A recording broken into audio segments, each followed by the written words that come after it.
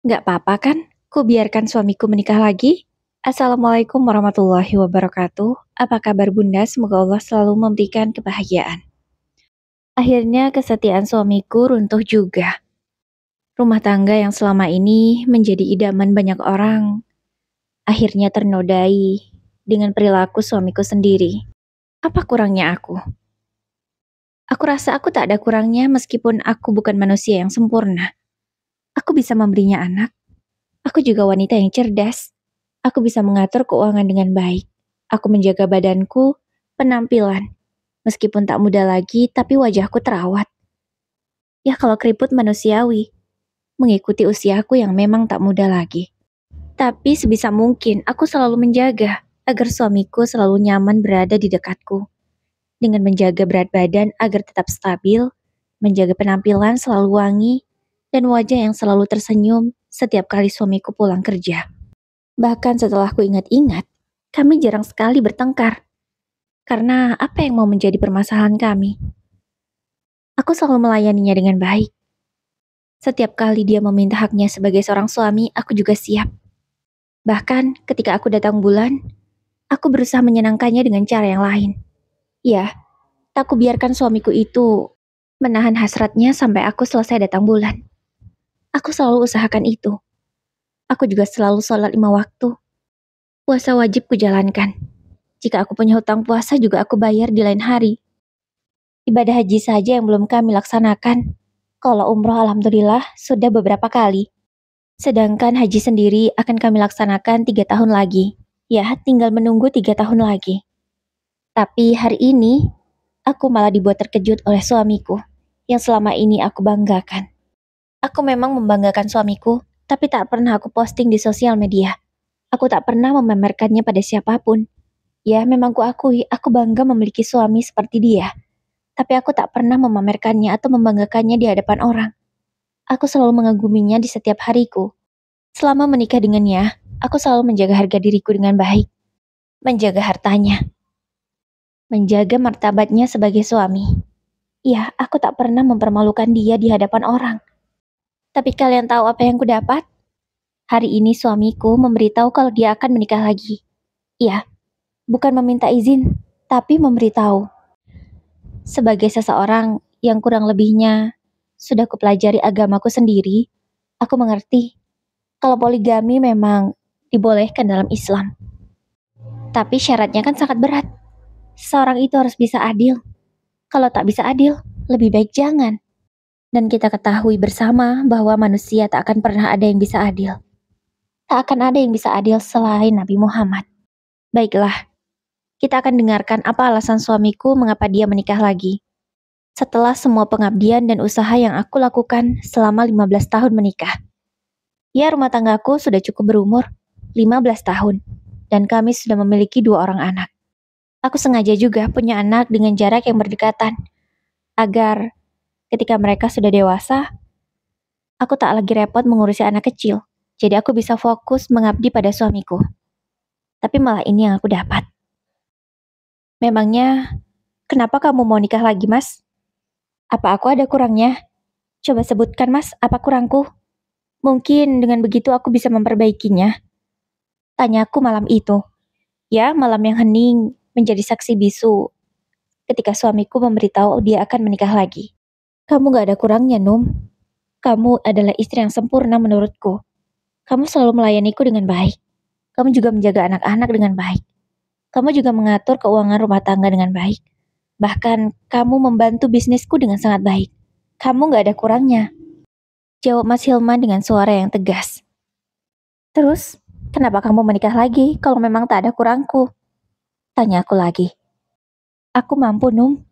Aku yakin aku bisa adil. Lagi pula aku menikah karena aku kasihan pada keluarganya. Aku ingin menolong dan mengangkat derajat keluarganya. Mataku memicing mendengar jawaban Mas Hilman. Coba katakan, Mas, memang keluarganya seperti apa? Sampai-sampai kamu harus membantu mengangkat derajat keluarganya. Aku ingin tahu sebenarnya seperti apa keluarga yang akan dia nikahi itu. Kenapa seolah suamiku ingin menjadi pahlawan? Iya, keluarganya sangat kasihan. Keluarganya hidup di bawah garis kemiskinan. Ibunya janda. Bapaknya tidak meninggalkan apapun ketika meninggal dunia. Tak ada harta apapun yang bisa menjadi jaminan hidup mereka. Itulah yang membuatku tak tega. Kupicingkan mata lagi. Aku semakin tahu. Sebenarnya suamiku ini menikah bukan karena ingin mengangkat derajat keluarganya. Tapi, oh ya, kalau boleh tahu juga berapa umur wanita yang akan kamu nikahi? Kalau gadis itu berumur 25 tahun. Aku mengangguk. Terus, ibunya yang janda itu umur berapa? Tanyaku cepat. Kalau ibunya, aku kurang paham. Mungkin 40 tahunan. Jawab Mas Hilman sambil mengotak-atik ponselnya. Entah mencari tahu umur calon mertuanya itu berapa, atau sedang membalas pesan dari calon istri barunya. Yang janda siapa mas tadi? Aku lagi-lagi bertanya. Ibunya, berapa umurnya? 45-an lah mungkin. Jawabnya santai. Dan matanya masih terus saja fokus menatap layar ponsel. Sejak kapan mas? Kita sedang bicara, tapi kamu fokus ke ponsel. Baru saja akan memberitahu dia akan menikah. Dia sudah tidak bisa menghargai aku sebagai istrinya. Apalagi nanti. Apa ini yang disebut adil? Selama ini kami selalu sepakat bahwa sedang mengobrol tak boleh bermain ponsel. Tapi apa yang dia lakukan? Maaf. Mas Hilman buru-buru mematikan ponselnya. Kenapa? Sedang sibuk chatting dengan calon istrimu? Iya. Tanyaku sambil memelototkan mata sedikit. Enggak kok. Maaf ya, aku lupa akan peraturan itu. Jawabnya. Kalau memang kamu ingin mengangkat derajat keluarganya, dan kamu kasihan karena dia berasal dari keluarga yang miskin, kenapa tidak kamu nikahi saja ibunya? Umur ibunya kan sama dengan kamu, mas. Jangan merasa sok muda deh. Kataku lagi sambil melipat tangan di dada. Mas Hilman melotot mendengar ucapanku. Kenapa diam? Gak bisa jawab. Sudahlah mas, kamu akui saja kalau kamu ingin berpoligami karena nafsu. Kukontani Mas Ilham dengan pertanyaan itu.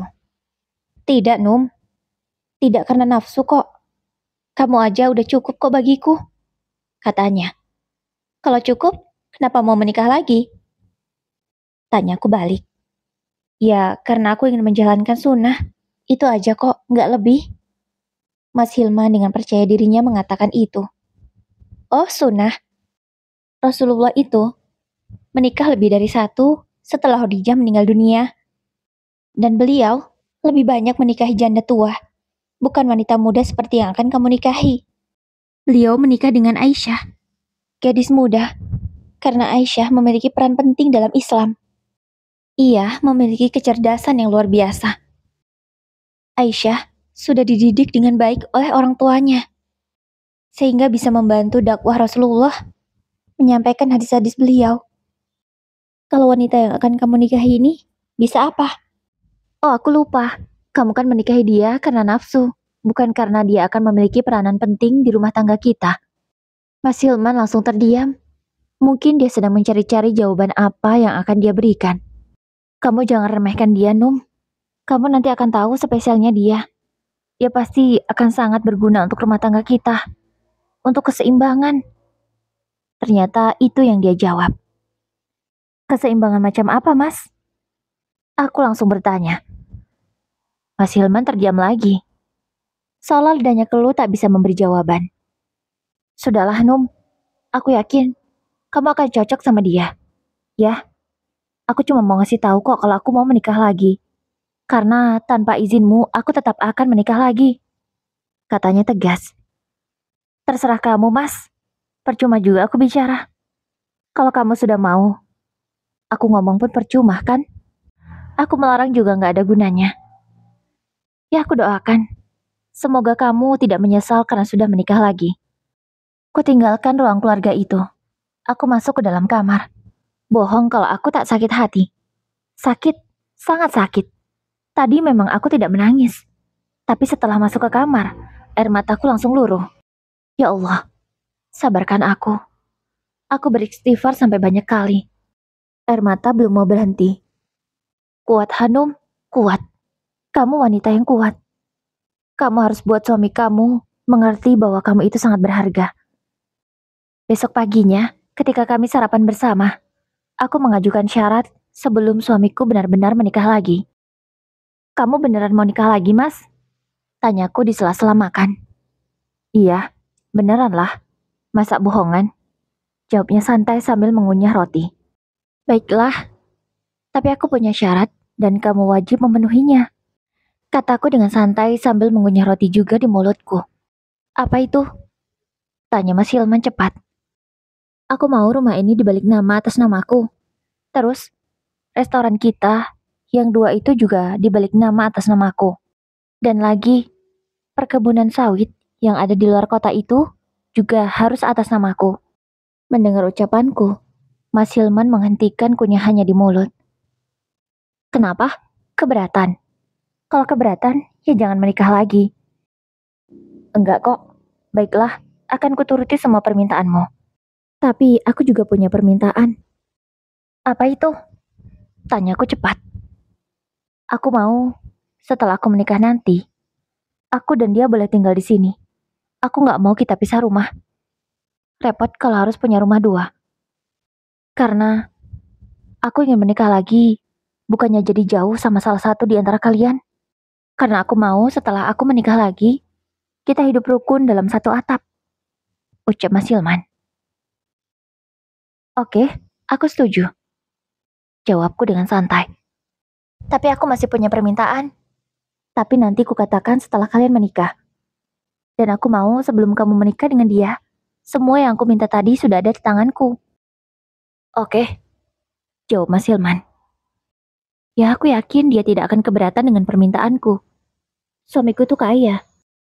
Ya memang sebelum menikah denganku dia sudah kaya.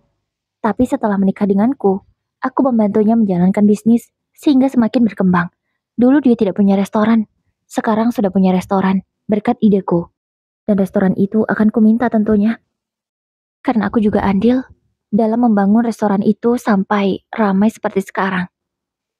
Dan perkebunan 10 hektar yang ada di luar kota itu juga atas ideku. Kebetulan ada orang yang jual tanah murah. Sayang kalau tidak dibeli. Dan alhamdulillah, sekarang sawitnya sudah menghasilkan buah yang sangat banyak. Dan suamiku sendiri, selain harta yang tadi, masih punya sawah, peternakan sapi, dan juga perkebunan sawit di tempat lain. Jadi tentu, itu sudah sangat cukup untuk dia menghidupi istri keduanya nanti. Ya, jadi misalkan rumah tanggaku tak baik-baik saja, aku sudah punya pegangan. Kalau rumah ini, memang aku tak akan pernah rela jika rumah ini jatuh ke tangan orang lain. Aku yang mendesain rumah ini sendiri. Aku juga yang selalu memantau pembangunannya hingga sesuai dengan harapan. Dan selama belasan tahun, aku mendekornya sesuai dengan perkembangan zaman. Hingga rumah ini terlihat selalu baru, meskipun sudah belasan tahun berdiri. Itu makanya, tak akan aku biarkan siapapun memiliki rumah ini, kecuali aku. Ya, akulah ratu di rumah ini. Aku yang akan menguasainya, bukan perempuan lain. Seminggu kemudian, Mas Hilman benar-benar menepati ucapannya. Surat-surat yang aku minta sudah berada di tanganku, sudah atas namaku. Dan dia menyuruhku yang menyimpannya. Bagus, ini memang yang aku mau. Tak peduli jika dia mikir aku istri yang matre. Bodoh amat. Aku tak mau rugi, sudah belasan tahun mengabdi kepadanya. Masa nggak dapat apa-apa? Ini yang kamu minta, puas kan? Kata Mas Hilman. Tentu saja, puas sekali. Terima kasih ya Mas. Buru-buru ku ambil surat itu dari tangannya. Dan kusimpan di tempat yang aman, yang hanya aku yang tahu. Tentunya, Yang Maha Kuasa juga pasti tahu. Karena mau kita bicara di dalam hati pun, Allah Maha tahu. Dan saat ini Allah juga tahu bahwa hatiku begitu sakit ketika mengetahui suamiku akan menikah lagi. Malam ini ya Mas, tanyaku sambil membantu suamiku bersiap. Ya malam ini dia akan menikahi gadis itu. Meskipun perasaanku tidak karuan, aku masih sanggup loh membantu suamiku memakai jasnya, merapikan dasinya juga. Iya, dan besok pagi akan kubawa madumu itu ke rumah ini. Jawabnya santai. Aku berusaha untuk menguatkan hati, walau perih sekali rasanya. Oke Mas, aku tunggu. Karena setelah itu akan ada syarat yang aku akan katakan pada kalian. Kupaksakan senyum manis di bibir ini. Bibirku memang tersenyum, tapi hatiku merintih. Kamu beneran gak mau ikut? Tanya Mas Hilman. Kamu gak punya perasaan ya, Mas? Aku langsung balik bertanya. Ya, maaf. Kalau gitu aku berangkat ya. Doakan semoga acaranya lancar. Mas Hilman meminta doa. Iya, dia meminta doa kepadaku agar acara pernikahan keduanya berjalan dengan lancar. Kalau biasanya dia akan meminta doa supaya urusan pekerjaannya dilancarkan, atau urusan bisnisnya, atau urusan keluarganya dilancarkan, kali ini dia meminta agar aku mendoakan supaya acara pernikahan keduanya berjalan lancar. Amin. Aku doakan Mas untuk kamu. Tulus dari hatiku. Maafkan aku ya Allah, jika malam ini antara mulut dan hatiku berkata tidak sinkron. Ya, hati tidak ikhlas, tapi mulut mengatakan bahwa aku tulus. Hati-hati ya Mas, ucapku, kemudian kucium tangannya. Tak bisa kubayangkan, jika aku menghadiri pernikahannya malam ini. Mungkin aku akan mengamuk di sana, karena tak bisa menahan rasa sakit. Suamiku memang sudah berumur, tapi karena hidupnya yang enak, membuat fisiknya tetap bugar. Badannya juga atletis. Meski sudah keriput, tapi dipandang masih tetap manis dan enak. Wajarlah kalau gadis 25 tahun kepincut sama dia. Tidak kusangka, suamiku ternyata menjadi salah satu dari golongan sugar daddy. Aku tertawa perih menyaksikan pemandangan ini. Kuat kan Hanum? Aku bertanya pada diriku sendiri. Insya Allah kuat. Ucapku menjawab diri sendiri. Rasanya pagi ini aku bangun dengan tidak semangat seperti biasanya. Ya, suamiku sudah mengirim pesan. Pukul 8 nanti dia akan pulang ke rumah dan membawa maduku. Siapkan dirimu Hanum. Jangan terlihat jelek di mata istri kedua suami kamu. Kamu harus tetap terlihat cantik meskipun tak muda lagi. Aku yang tadinya berniat malas-malasan dan berpenampilan seadanya, tak jadi. Aku langsung mandi, berdandan semaksimal mungkin yang aku bisa, memakai pakaian terbaikku. Ternyata aku masih cantik ya, meskipun umurku sudah 40 tahun. Ucapku memuji diri sendiri. Sebenarnya aku lakukan ini supaya hatiku lebih kuat untuk menghadapi kenyataan nanti. Selesai berdandan, aku duduk di ruang tamu. Kutunggu kedatangannya. Assalamualaikum. Aku tersentak mendengar ucapan salam seseorang. Yang aku tahu itu adalah suamiku. Aku menoleh dan menjawab, Waalaikumsalam. Bagai ditusuk duri landak. Hatiku begitu sakit karena ada seorang wanita yang bergelayut manja di lengan kekar suamiku. Aku belum bisa melihat wajahnya karena dia sedari tadi hanya menunduk. Kenalkan ini Anita. Anita, ini Hanum, istri pertamaku. Ucap Mas Hilman memperkenalkan kami berdua. Wanita itu mengulurkan tangannya. Kusambut uluran tangannya, namun hanya kutempelkan sebentar, kemudian segera kutarik tangan ini. Mas, kamu ingat kan kalau aku punya permintaan setelah kalian menikah? Kataku. Iya, aku masih ingat. Ayo duduk. Mas Hilman mengajak istri barunya itu duduk, dan wanita itu menurut saja. Sampai sekarang aku belum bisa jelas melihat wajahnya. Hingga akhirnya, dia mendongakkan kepalanya pelan-pelan. Mungkin dia juga penasaran dengan wajahku. Akan kutampilkan senyumku yang semanis mungkin. Untuk sekilas, manik mata kami saling bertemu. Kemudian segera kualihkan ke Mas Hilman. Apa permintaanmu? Cepat katakan. Ucap Mas Hilman. Oh ya, aku mau wanita ini tak boleh mengganggu apapun yang ada di lantai 2. Dia hanya boleh beraktivitas di lantai 1 ini. Mas Hilman hendak membuka mulutnya. Mungkin akan protes dengan ucapanku. Namun dengan cepat segera ku stop. Ingat, rumah ini punyaku, aku ratunya, aku yang berhak mengatur semuanya. Kataku dengan tegas. Dan tak lupa ku tekankan, kata rumahku dan aku ratunya. Agar wanita itu sadar posisinya apa di sini. Dia menunduk lagi. Ya, dia berlagak seolah seorang gadis yang tidak berdaya. Tapi dari sorot matanya aku tahu, kalau dia itu hanyalah mengincar harta suamiku. Oke, jawab Mas Hilman. Ada lagi? Tanyanya. Ada, mulai sekarang, aku mau istri kedua kamu ini yang mengatur keuangan rumah tangga. Mulai dari belanja bulanan, membayar semua asisten rumah tangga yang ada di sini, listrik, air, dan lain-lain yang diperlukan untuk rumah ini. Kecuali soal anak-anak, aku sendiri yang akan menghandlenya. Nanti tinggal aku minta saja ke dia, berapa biaya yang anak-anak butuhkan setiap bulan. Kamu tinggal kasih ke aku uangnya. Tenang aja kok, aku nggak bakalan korupsi. Berapapun yang dikeluarkan untuk anak-anak, aku akan mengatakannya sesuai dengan nominal. Tidak akan aku lebihkan. Ucapku. Nggak bisa dong. Dia masih muda. Takutnya dia belum bisa mengatur uang. Loh, Mas, kamu nggak percaya sama istri baru kamu? Terus apa gunanya kamu nikahi dia? Kalau mengatur uang aja nggak bisa. Katamu dia akan bermanfaat untuk keluarga kita. Lah, ngatur uang aja nggak bisa, terus manfaatnya apa?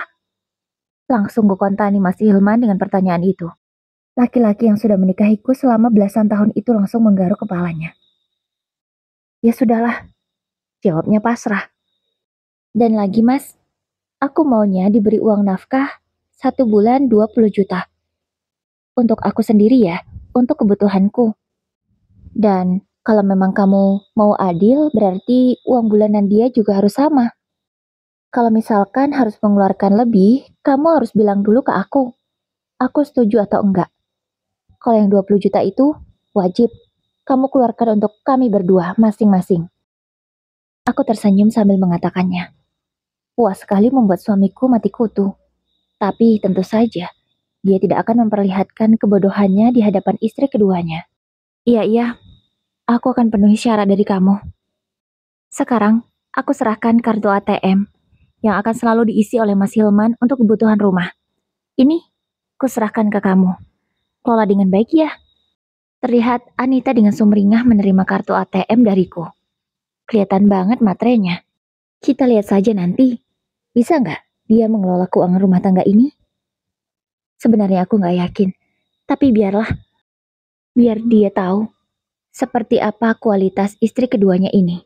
Mulai hari itu aku menyibukkan diri ke restoran. Mengurus perkebunan yang ada di luar kota. Ya memang tidak keluar kota, tapi aku selalu memantaunya. Karena aku tidak mau kebun itu tidak baik keadaannya.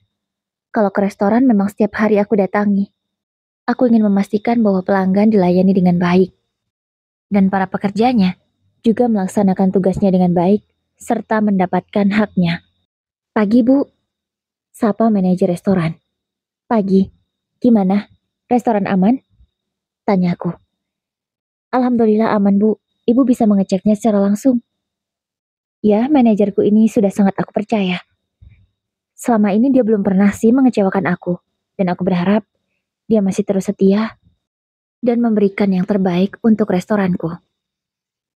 Selesai di restoran yang pertama, aku beralih ke restoran yang kedua. Ya, dua-duanya harus mendapatkan perhatian yang sama, bukan? Agar sama-sama berjalan dengan lancar. Sementara untuk rumah tanggaku sendiri, Mas Hilman sudah membuat peraturan. 3 hari dengan istri mudanya, dan 3 hari denganku. Aku setuju saja. Ya, setidaknya sekarang pekerjaanku sedikit berkurang, bukan?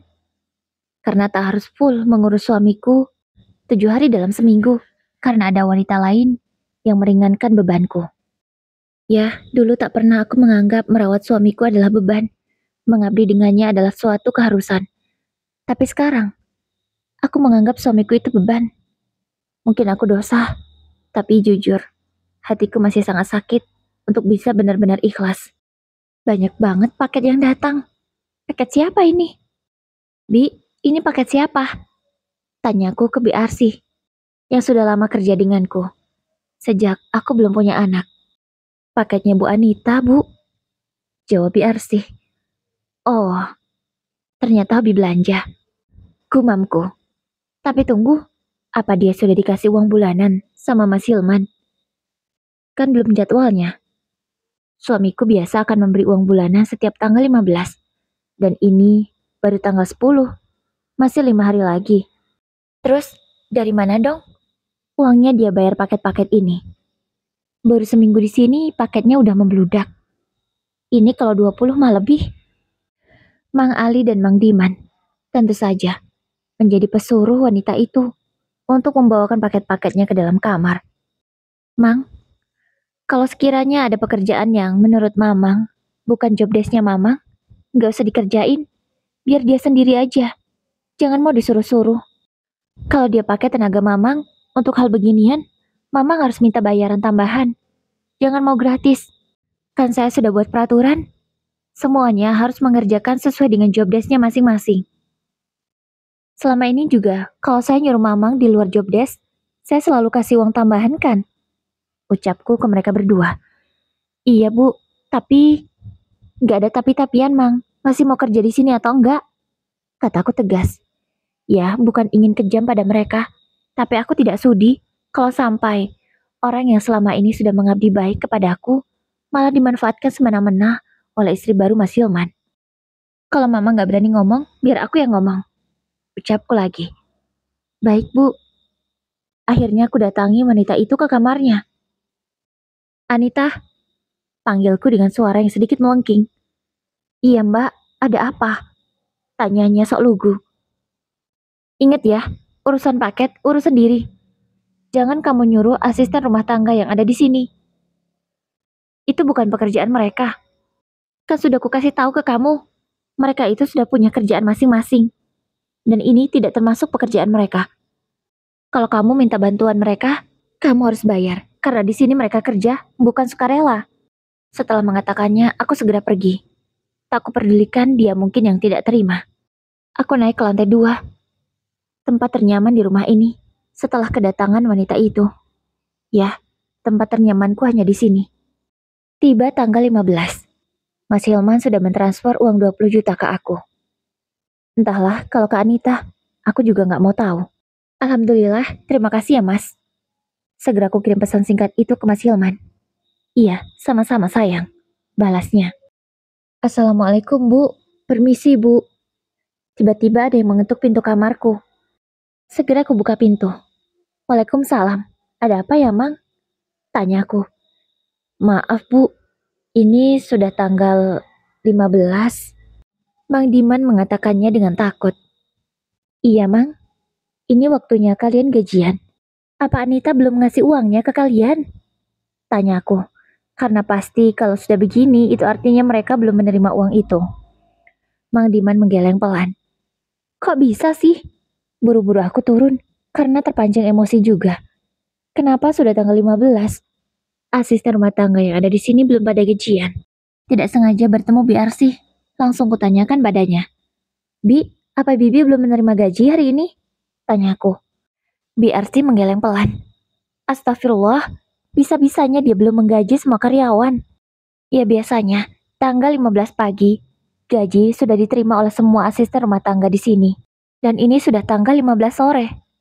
Wajarlah mereka datang ke kamarku. Ku ketuk pintu kamar Anita dengan kasar.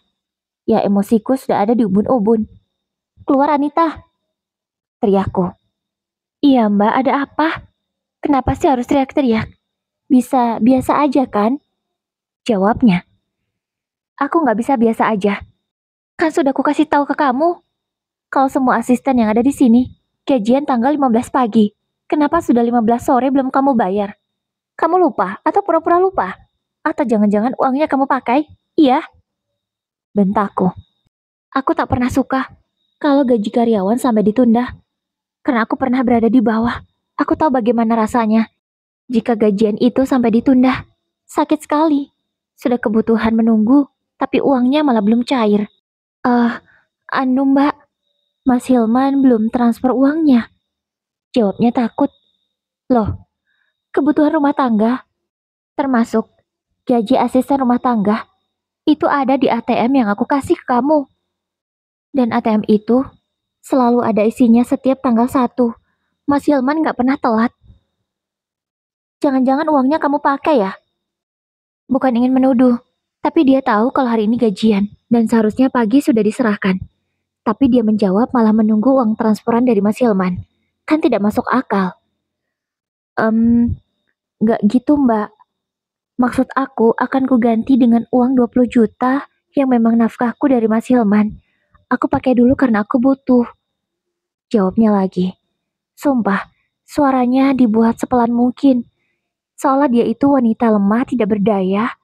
Dan biar aku kelihatan sedang menindasnya, Muak sekali. Selama aku menjadi istri Mas Hilman, tak pernah aku memakai uang bulanan untuk keperluan pribadiku. Kamu keterlaluan ya? Sampai gaji karyawan telat begini. Kamu itu sudah zolim, tahu nggak? Ku keraskan suaraku, agar dia paham kalau hal ini tidak baik. Ada apa ini, Hanum? Kenapa kamu marah-marah sama Anita? Terdengar suara Mas Hilman yang baru datang.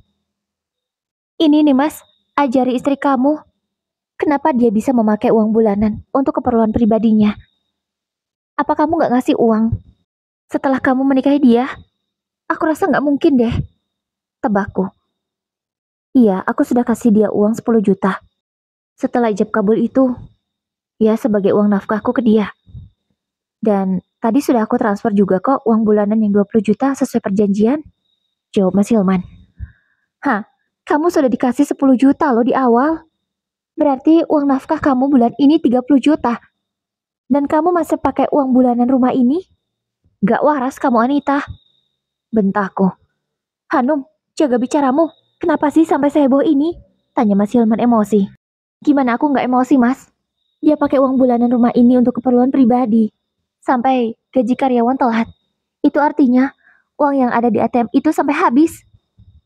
Banyak loh mas uang bulanan untuk rumah ini. Dan sampai habis. Biasanya selalu nyisa. Dan bisa jadi tabungan. Ini sampai nol. Kebangetan. Jawabku. Apa benar yang dikatakan Hanum Anita? Mas Hilman bersuara lembut ke wanita itu. Kelihatan banget kan bedanya? Anu mas, maaf. Soalnya ibu butuh uang mas, jadi aku terpaksa pakai uang itu dulu. Maaf ya mas.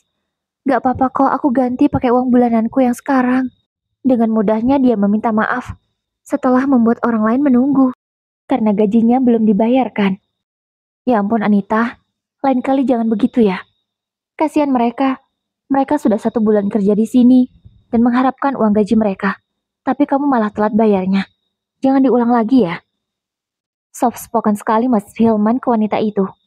Kalau aku yang salah entahlah, apakah dia masih selembut ini. Iya mas, maaf. Aku kan baru mas. Ya, mohon maaf kalau ada salahnya. Katanya lagi dengan suara lembut. Dibuat semanja mungkin dan selemah mungkin. Agar suamiku kasihan pastinya. Pandai sekali dia bermuka dua. Padahal sudah jelas-jelas menghabiskan uang bulanan rumah ini. Yaudah, cepat kamu bayarkan semua gaji mereka. Kasihan mereka sudah menunggu. Perintah Mas Hilman. Iya mas. Anita segera mentransfer uang gaji semua asisten rumah tangga. Ya, masing-masing mereka itu bergaji 3 juta. Kalau dikali 4, berarti 12 juta. Itu artinya, uang bulanan Anita tinggal 8 juta. Sedangkan, ini baru tanggal 15. Uang bulanan rumah ini sudah habis. Terus mas, uang kebutuhan rumah ini selama 15 hari ke depan gimana? Tanya aku ke Mas Hilman. Ya nanti biar aku transfer lagi ke rekening uang bulanan ya. Jawabnya enteng. Gak bisa dong mas. Siapa yang memakai uangnya? Berarti dia yang harus bertanggung jawab. Aku dulu juga begitu kok mas. Kalau aku salah, aku bertanggung jawab penuh atas kesalahan yang aku buat. Kok kamu enak banget menutupi kesalahan dia dan menanggungnya? Protesku tak terima. Ya maklum lah Anum, dia baru. Dia masih perlu banyak belajar. Jawabnya. Oh gitu ya mas. Oke, kita lihat saja bulan depan. Apakah kejadian ini terulang lagi atau enggak? Tapi ingat ya mas, aku nggak mau mengeluarkan uangku sepeser pun untuk kebutuhan rumah. Dan ingat, uang sekolah anak-anak belum dibayarkan. Nanti jadwalnya tanggal 25. Dan aku nggak mau tahu uang itu harus ada. Dan dia yang harus mengeluarkannya. Bukan dari uangku, uang restoran, atau dari uang kebun. Ucapku tegas. Iya. Kamu gak usah marah-marah lagi ya. Sabar. Mas Hilman berusaha menenangkanku. Ku tarik nafasku dalam, agar emosiku bisa dikendalikan. Oh ya mas, tadi bapak dan ibu sudah WA. Besok mereka akan kesini seperti biasanya. Ucapku. Oh iya, besok tanggal 16 ya. Aduh, gimana ini? Anita, kamu malam ini pulang ke rumah orang tuamu dulu ya? Besok kedua orang tuaku mau kesini. Kata Mas Hilman ke Anita. Loh, kenapa mas? Kamu katanya mau ngenalin aku ke orang tua kamu. Terus, kok aku disuruh pulang? Tanya Anita. Terlihat raut wajahnya begitu sedih dan tidak terima. Ya, suamiku belum memberitahu orang tuanya kalau dia menikah lagi. Ya jelas, dia pasti takut. Bisa jadi, harta warisan orang tuanya tidak akan jatuh ke tangan dia kalau dia sampai melakukan ini. Ya aku nggak tahu lah, ada perjanjian apa di antara Mas Hilman dan orang tuanya. Tapi seharusnya kalau memang tidak ada apa-apa, Mas Hilman bisa dengan mudah dong mengenalkan Anita kepada kedua orang tuanya. Kenapa ini malah ditutup-tutupi? Padahal sudah sebulan menikah loh. Iya, Mas Hilman hanya menikahinya secara siri. Dan menurutku hanya perempuan bodoh yang mau dinikahi secara siri. Kayak Anita inilah contohnya. Waktunya belum pas Anita. Nanti kalau waktunya sudah pas, pasti akan kukenalkan kamu sama orang tuaku. Tenang aja ya. Mas Hilman berusaha membujuk istri mudanya. Aku hanya memperhatikan saja. Walau sebenarnya pemandangan ini cukup membuatku sakit. Aku ke kamar dulu ya mas, ucapku. Iya sayang, jawab Mas Hilman. Mas, tapi kamu nanti tidur di rumah aku kan mas? Nggak tidur di sini? Tanya Anita yang masih bisa aku dengar. Nggak bisa dong, ini kan jadwalku sama Hanum, bukan sama kamu. Jawab Mas Hilman. Tapi mas, kita kan baru nikah. Kalau di sini sih aku nggak apa-apa, tapi kan di rumah ibu mas. Masa kamu tega mas, ninggalin aku sendirian di rumah ibu? Kamu kan nggak sendirian Anita, ada ibu, kata Mas Hilman. Iya tapi kan beda mas kalau nggak ada kamu, ucap wanita itu dengan nada yang semakin manja. Mas, kalau kamu mau temani dia silakan saja. Tapi ingat, kamu harus pulang tepat waktu. Jangan sampai orang tua kamu tahu kamu nggak ada di rumah. Siap-siap aja kamu dapat omelan dari ibu kamu. Kataku memperingati Mas Hilman. Loh, kamu nggak apa-apa Hanum? Tanyanya dengan berteriak karena memang aku sudah hampir sampai di lantai 2. Nggak apa-apa mas, aku malah bisa tidur dengan nyenyak kok malam ini.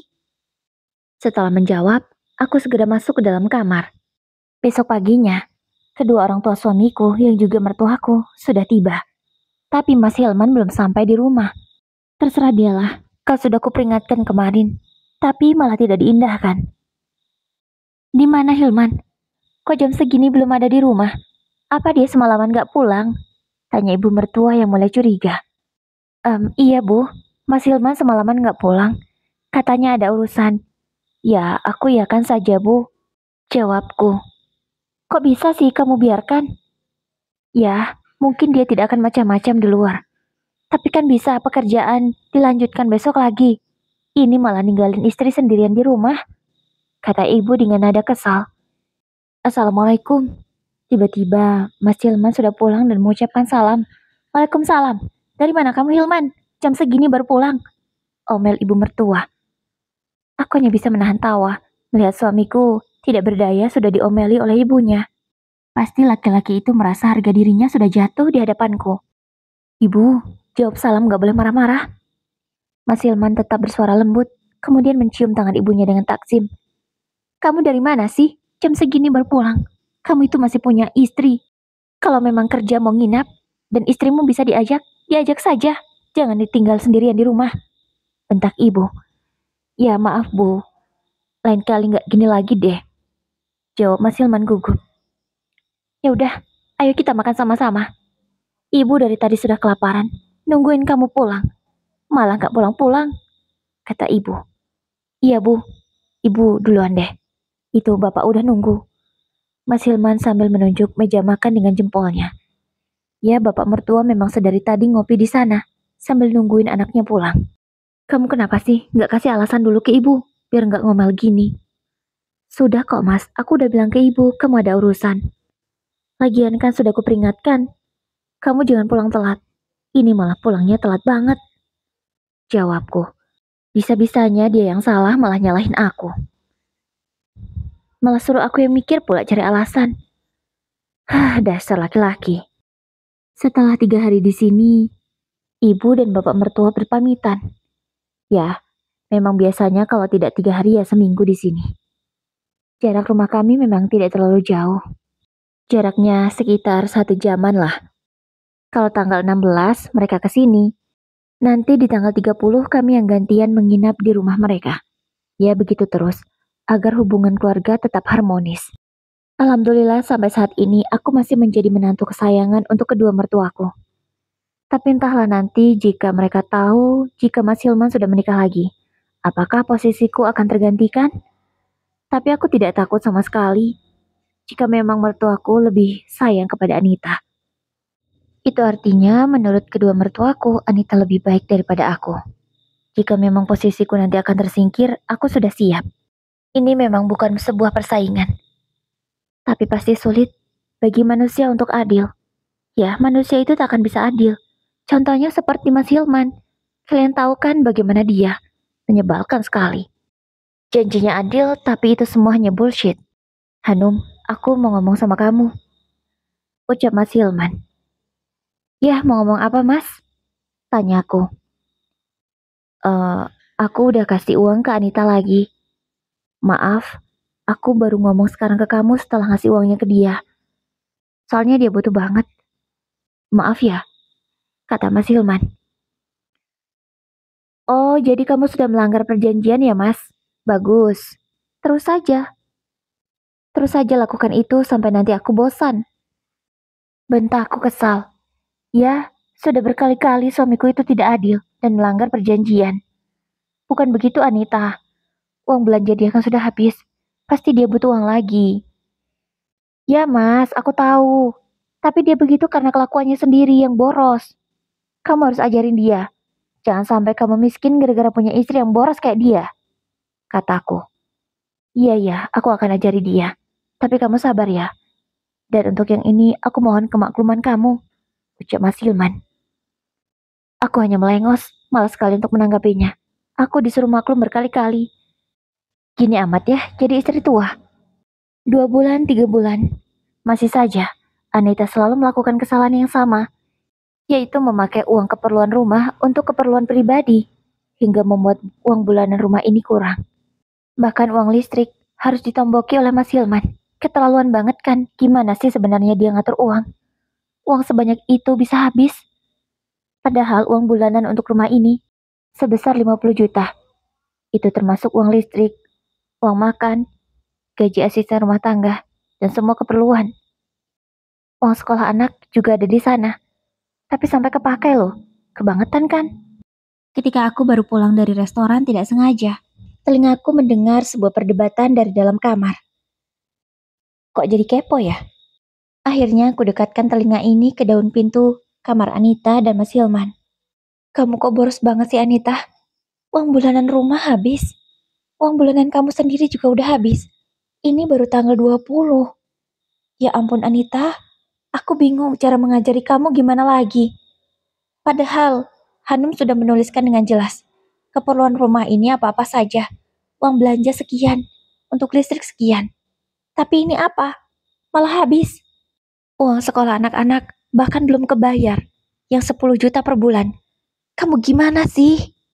Oh, jadi Mas Hilman memarahi Anita karena tidak becus mengatur uang. Sekarang bisa kubayangkan, pasti wajah Mas Hilman sangat kesal. Kerutan di wajahnya pasti semakin banyak. Dan setelah kuperhatikan juga akhir-akhir ini, penampilannya tidak serapi dulu. Kalau dulu, dia sangat rapi dan terlihat tampan. Wajahnya selalu segar. Tapi sekarang, ya kebanyakan murung sih. Mukanya kusam, kayak tidak bergairah hidup. Padahal istrinya 2. Seharusnya dia lebih bahagia kan? Tapi nyatanya, aku hanya bisa menahan tawa. Kemudian segera pergi. Jangan sampai nanti ketahuan kalau aku nguping. Malam harinya, Mas Hilman mendatangiku. Padahal malam ini bukan jadwalnya denganku. Ada apa mas? Tanyaku. Gini Hanum, kayaknya Anita nggak bisa ngatur uang deh. Uang bulanan rumah ini kamu lagi yang ngatur ya? Aku pusing. Kalau terus nombok begini, penghasilanku bisa habis. Aku nggak bisa nabung, kata Mas Hilman sambil menyerahkan kartu ATM-nya. Kok aku lagi sih mas yang ngatur? Katanya kamu mau ngajarin dia. Katanya dia disuruh kasih kesempatan. Baru 3 bulan kok kamu nyerah? Tanyaku. Bukan nyerah, tapi aku boncos terus tiap bulan. Please ya, kamu lagi aja yang ngatur. ucap Mas Hilman memohon. Terus, tugas Anita apa dong? Enak banget dia nggak ngapa-ngapain, tanya aku.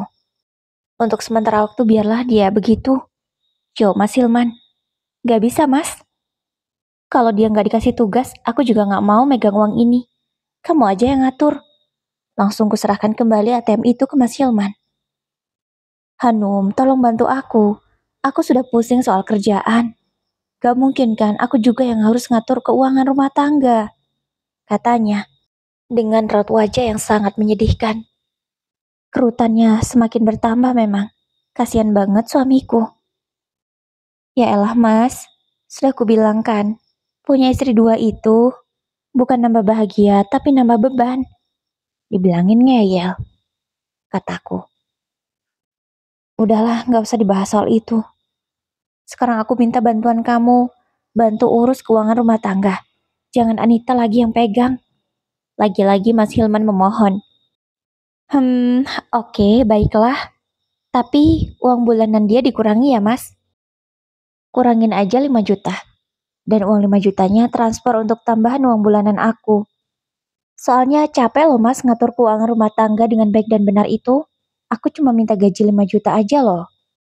Ya ampun Hanum, kamu kok perhitungan? Kan uang bulanan kamu juga sama Anita, 20 juta. Kata Mas Hilman. Ya emang sama, tapi selama ini dia sudah pakai uangmu lebih banyak daripada aku mas. Kalau mau oke, kalau enggak juga nggak apa-apa sih. Mas Hilman menarik nafasnya panjang. Ya sudah, oke lah, nggak apa-apa. Ngurangin uang Anita 5 juta untuk dikasih ke kamu. Daripada aku harus nombok 50 juta per bulan. Aku terkejut mendengar nominal yang disebutkan oleh Mas Hilman. Apa mas? Jadi selama ini kamu nombok sampai 50 juta? Iya? Tanyaku memastikan. Mas Hilman mengangguk lesu. Banyak juga ya mas. Berarti istri kamu itu dapatnya lebih banyak dong daripada aku. Enak ya ternyata jadi istri muda. Apa aku jadi istri muda juga ya mas? Ucapku. Apa sih maksud kamu Hanum? Kamu itu istri pertamaku. Gak bakalan bisa jadi istri muda. Ucap Mas Hilman. Bisa kalau kamu ceraikan aku dan aku menikah dengan suami orang. Sindirku. Udahlah Hanum, jangan mulai. Kucepikan bibirku. Kemudian Mas Hilman berpamitan. Mas. Kamu nikah lagi itu untuk apa? Cuman untuk beban. Ngabisin duit kamu. Katanya untuk keseimbangan rumah tangga. Ini namanya bukan seimbang. Ucapku tepat sebelum Mas Hilman benar-benar keluar dari kamarku. Dari kaca aku bisa melihat kalau dia menoleh ke arahku. Kasihan sebenarnya melihat raut wajahnya yang terlihat penuh beban. Tapi kan ini penyakit dibuat sendiri. Rasainlah. 6 bulan berlalu sejak aku di Madu. Ya masih aku yang mengatur uangnya. Keuangan rumah tangga masih tetap baik-baik saja. Karena aku memang sudah terbiasa. Jadi tidak akan ada pengeluaran yang berlebih. Tapi suasana rumahku tidak dingin seperti dulu. Selalu saja panas karena suami istri itu selalu bertengkar hampir setiap hari, entah apa yang mereka perdebatkan. Padahal keuangan rumah tangga sudah aku yang mengatur. Itu artinya Anita hanya tinggal mengatur uangnya sendiri untuk kebutuhannya sendiri.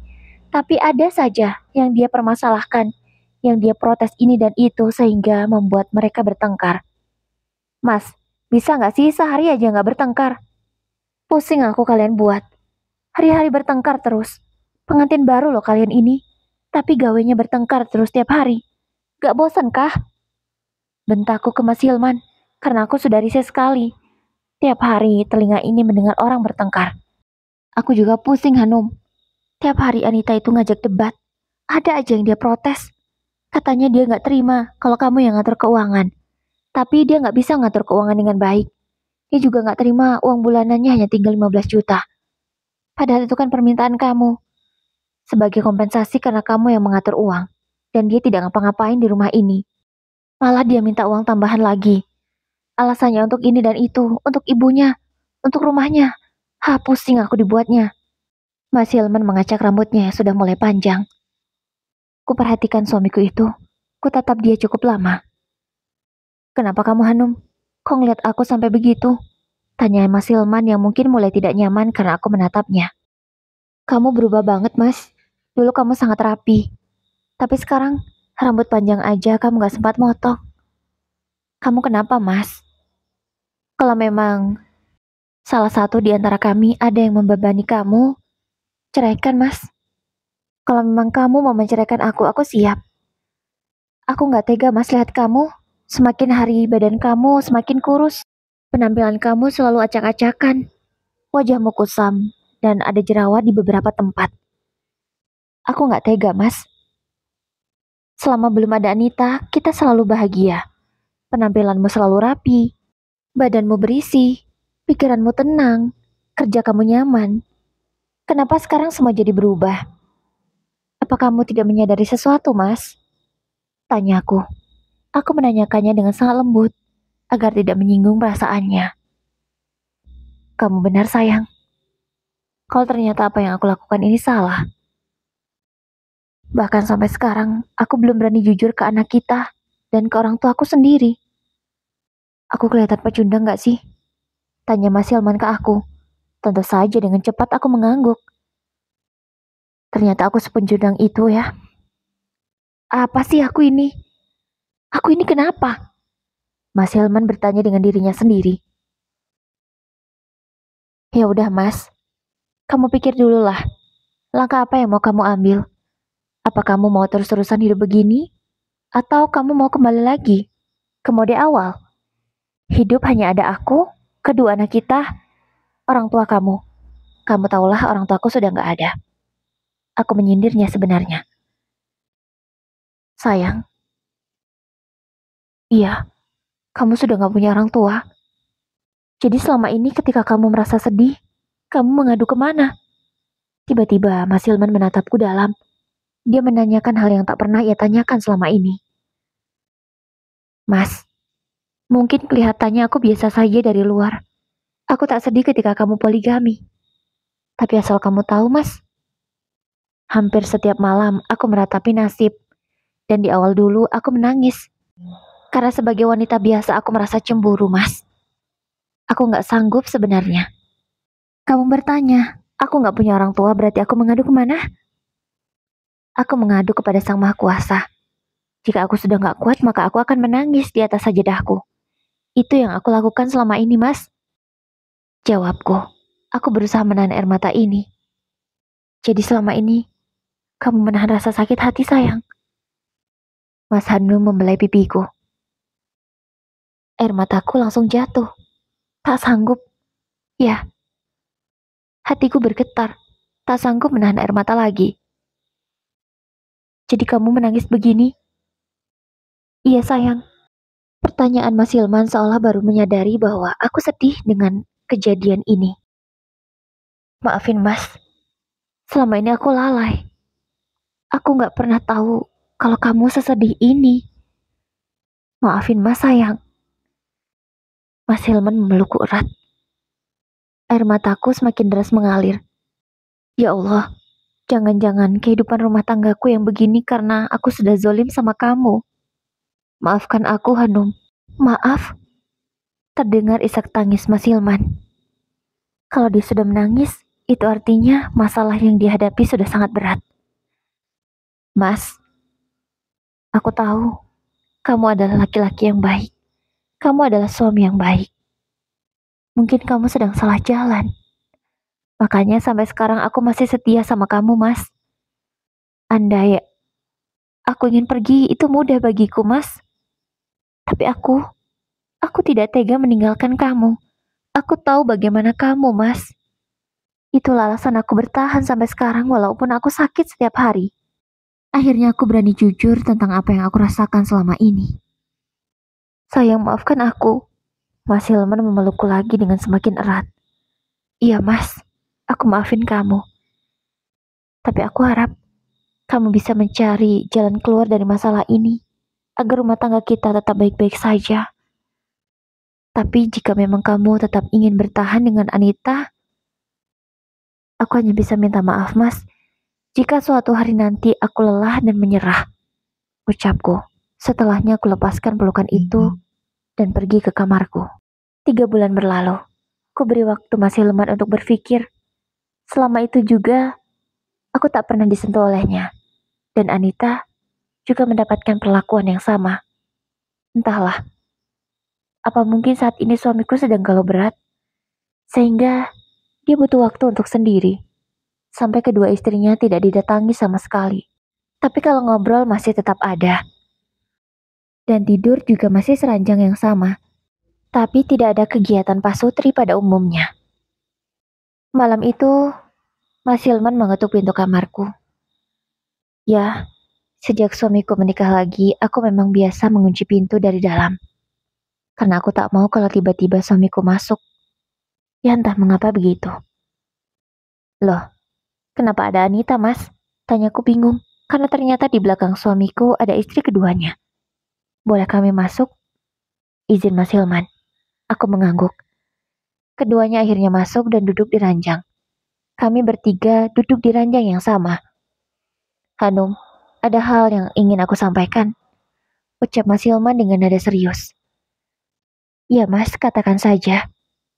Anita, aku minta maaf.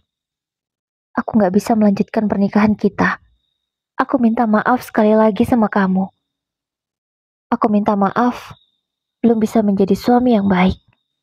Tapi aku tidak bisa melanjutkan pernikahan kita, Anita. Maaf, ucap Mas Hilman ke Anita. Aku yang mendengar ucapan suamiku hanya bisa memperhatikan dan sekaligus terkejut. Mas, aku tahu, aku juga belum bisa jadi istri yang baik. Aku juga belum bisa benar-benar menerima bahwa aku adalah yang kedua, Mas. Maaf ya, Mas. Kenapa kalian berdua? Kok malah sama-sama minta maaf? Maksud kamu akan menceraikan Anita, Mas? Tanyaku bingung. Iya, Mbak. Aku sadar, Mbak. Selama ini aku menjadi duri di antara kalian. Aku gak mau lagi. Mungkin hidupku tidak bahagia meskipun bergelimang harta karena aku tidak tulus dan ikhlas. Aku minta maaf, Mbak. Aku sudah jahat sama kamu. Anita menggenggam tanganku. Dia meminta maaf. Mas, kamu serius ngelakuin ini? Kamu mau ceraiin Anita? Tanyaku tidak percaya. Iya, Hanum. Aku mau ceraikan Anita. Anita, aku minta maaf. Aku ceraikan kamu dengan talak 3. Maaf, Anita. Iya, Mas. Aku udah siapkan diri soal itu. Aku juga minta maaf karena belum bisa jadi istri yang baik.